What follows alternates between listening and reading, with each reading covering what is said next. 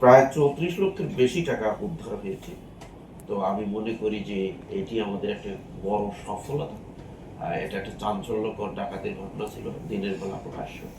তো আমরা আশা করি যে এই মামলা হয়েছে, এই ঘটনায় মামলা হচ্ছে উত্তরা পশ্চিম থানার মামলা নম্বর 22, 14/6/2025 মামলা হয়েছে, যেটি ডাকাতির মামলা হয়েছে। তো আমরা মামলাটি তদন্তাধীন আছে। আমরা মনে করি যে আজকে আসামিদের বিজ্ঞ আদালতে প্রেরণ করা হচ্ছে এবং তাদের রিমান্ড চাওয়া হচ্ছে। রিমান্ডে তাদেরকে নিয়ে এসে ব্যাপক জিজ্ঞাসাবাদ করলে এই ঘটনার সাথে আরো কারা কারা জড়িত আছে বা আরো টাকা কোথায় রয়েছে সেগুলো আমরা ফাইন্ড আউট করতে পারি। আমি মনে করছি যে এটা খুবই একটা বড় সফলতা ঢাকা মেট্রোপলিটন পুলিশের জন্য এবং আমাদের জন্য। আমরা আশা করি যে প্রক্রিয়া, আমরা যে দক্ষতা নিয়ে আমরা কাজ করছি, এবং আমি মনে করি ভবিষ্যতে এই ঘটনাটি আরো ভালোভাবে ভালো তদন্ত হয়ে আরো ভালোভাবে সকলকে যদি আমরা এর মধ্যে আনতে পারি, ভবিষ্যতে আর এই ধরনের ঘটনা ঘটবে না। আচ্ছা মোহিত ভাই, একটা বিষয় সেটা হচ্ছে যে এই ঘটনায় মানে সেনাবাহিনীর সাবেক সদস্য কতজন জড়িত, পুলিশের সাবেক সদস্য কতজন জড়িত, আর 2 নম্বর হচ্ছে যে এই নগদ ডিস্ট্রিবিউশন যে প্রতিষ্ঠানটা, ওই প্রতিষ্ঠানের কেউ কি এখানে যোগসাজশ বা তথ্য দিয়ে সহযোগিতা করেছে কিনা এই ডাকাত বা ছিনতাইকারী চক্রকে?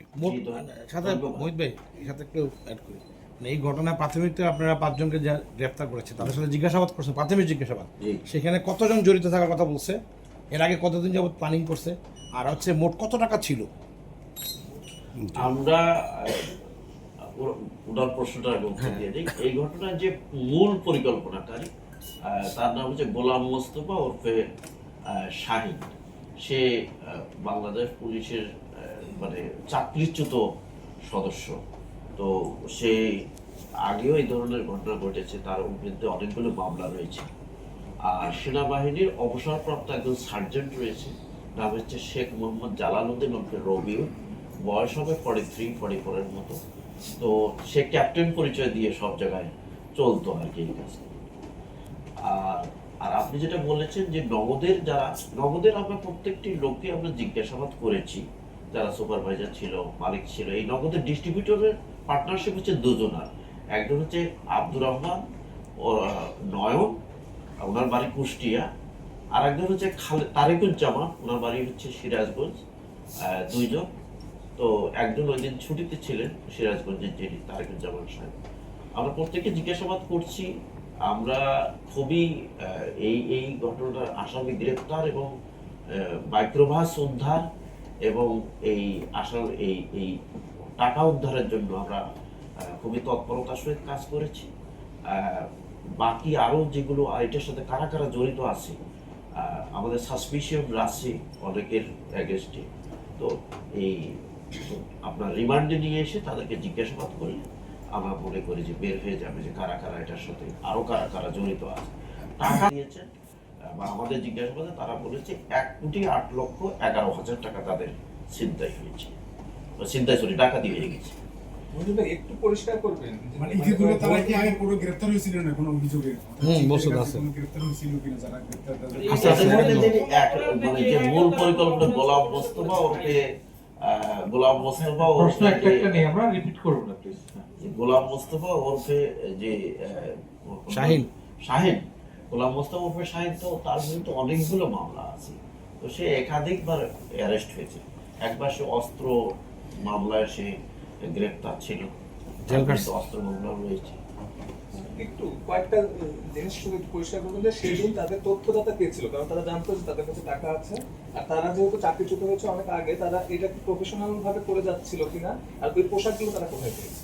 হ্যাঁ, আমরা এখনো ওই যে বলেছি আমি একটু আগে যে আমরা খুবই নিরলসভাবে কাজ করে স্বল্পতম সময়ের মধ্যে আমরা ডিটেকশনটা করেছি। এটা একটা চাঞ্চল্যকর ডাকাতির ঘটনা। আমরা দ্রুত টাকা উদ্ধার, গাড়ি উদ্ধার এবং লোক গ্রেপ্তার করার জন্য আমরা ওখানে জানতে পেরেছি 6 হতে 7 জন লোক গাড়িতে ছিল, হাইস মাইক্রোতে ছিল। তার মধ্যে 5 জন লোক নেমেছিল, 2 জন দাঁড়িয়ে ছিল, আর 3 জন ওদেরকে ধরেছে র্যাবের পরিহিত। তো সেজন্য আমাদের কাছে প্রায়োরিটি ছিল গাড়ি উদ্ধার, টাকা উদ্ধার এবং লোক গ্রেপ্তার। এখন আমরা আস্তে আস্তে মামলাটি তদন্তাধীন রয়েছে, তাদেরকে রিমান্ডে জিজ্ঞাসাবাদ করলে আমরা আস্তে আস্তে মনে করি মোটর সাইকেলে কোনো কেউ ছিল না সাপোর্ট দেওয়ার জন্য? মোটর সাইকেলে ওরা 4 জন ছিল, ওই যে নাম বলেছি আমি। একজন হচ্ছে ওমর হোসেন ওরফে সাকিব, ওরা হচ্ছে কালেক্টর, নগদের টাকা কালেকশন করে। আর একজনের নাম হচ্ছে লিয়াকত, আর একজনের নাম হচ্ছে কাউসার, আর একজন হচ্ছে আব্দুর রহমান। আব্দুর রহমান বাদীকে মামলাটা দিয়েছে। তো ওরা দুটো মোটর সাইকেলে টাকাটা নিয়ে যাচ্ছিল অফিসে। আপনি 5 জন যে গ্রেফতার করছেন, প্রথম যে 4 জনের কথা বলেন সবার কাছে টাকা পেয়েছেন, লাস্ট নামটা বললেন সাইফুল, তার কাছে কোনো টাকা উদ্ধার হয়নি? আচ্ছা, একটা জিনিস ভাই, মনে করেন যে কোটি টাকা মোটর সাইকেলে ক্যারি করার ঘটনাটা খুবই বিরল। তো ওই দিন যাদের উপরে টাকা বহন করার দায়িত্ব ছিল তারাও ছিলেন না, হঠাৎ করে এই 4 জনকে দায়িত্ব দেওয়া হয়, যদিও দূরত্বটা 250 থেকে 300 গজের মধ্যে। কিন্তু এই অল্প সময় অল্প দূরত্বের জায়গায় মোটর সাইকেলে করে টাকাটা ক্যারি করা হলো, আর এই 150 গজ যাওয়ার পথেই আবার টাকাটা ছিনতাই হয়ে গেল। এই ঘটনার সাথে কি আপনাদের কি একবারও মনে হয়েছে যে এইটার সাথে ডিস্ট্রিবিউটরের কেউ তথ্যদাতা থাকতে পারে, সংশ্লেষ থাকতে পারে? জি ধন্যবাদ। আমরা এটা আমাদের এটা একটু স্পষ্ট করবেন। এই সাসপিশন রাইজ করেছে, এজন্য তাদেরকে আমরা আমাদের জিজ্ঞাসাবাদের জন্য তাদেরকে আমরা থানায় ডেকেছি, জিজ্ঞাসাবাদ করেছি, ব্যাপক জিজ্ঞাসাবাদ করেছি আমরা তাদেরকে। বা কেউ কাউকে চেনে কিনা, ডিস্ট্রিবিউটররা কাউকে সন্দেহ করে কিনা, বা কারো কোনো বন্ধু বান্ধব আত্মীয় স্বজন পরিচিত লোক এই অফিসে যাতায়াত করেছে কিনা, তাদের পিসিপিআর আমরা যাচাই করেছি। তো আমরা যেহেতু কোনো তাদের সংশ্লিষ্টতা বা যাদেরকে আমরা জিজ্ঞেস করেছি, যাদের গ্রেপ্তার করে যারা এই ঘটনা জড়িত, তাদের জিজ্ঞাসাবাদেও কোনো যেহেতু আমরা সংশ্লিষ্টতা তাদের বা তাদের কোনো ইনভলভমেন্টের কোনো এভিডেন্স এখন পর্যন্ত আমাদের হাতে আসেনি। তো আমরা মামলাটা তদন্ত দিই। আমরা মনে করি কেউ যদি যেই জড়িত থাকে এটাতে, প্রত্যেকের নাম চলে আসবে, এবং আমরা মনে করি ভবিষ্যতে হয়তো আরো টাকাও উদ্ধার হতে পারে। তো ইনশাল্লাহ আমরা আশা করি আমাদের ভবিষ্যতে আরো ডেভেলপমেন্ট হলে আপনাদেরকে আমরা জুদুল ভাই, আপনি তো প্রাথমিক জিজ্ঞাসাবাদ করেছেন, তো ওরা আপনার একটা প্রশ্ন দেব, ওরা কিভাবে তথ্য পেয়েছে যে এখান থেকে টাকা নিয়ে আসতেছে, এই তথ্য কিভাবে পেয়েছে? এটা হচ্ছে যে জিজ্ঞাসাবাদ করলে জানা যাবে। দ্বিতীয়ত কথা হলো যে অনেক সোর্স অনেক সময় কাজ করে, আবার এটাও শতভাগ বলা যাবে না যে এখানে কোনো লোক তথ্য লিক করেনি।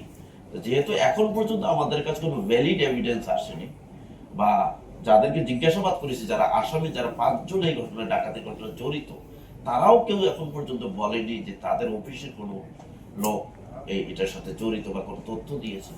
তো ভবিষ্যতে এই সম্পর্কে জানতে পারলে আমরা যার বিরুদ্ধে এলিগেশন আসবে বা ইনভলভমেন্টের এভিডেন্স পেলাম তাকে গ্রেফতার করবো।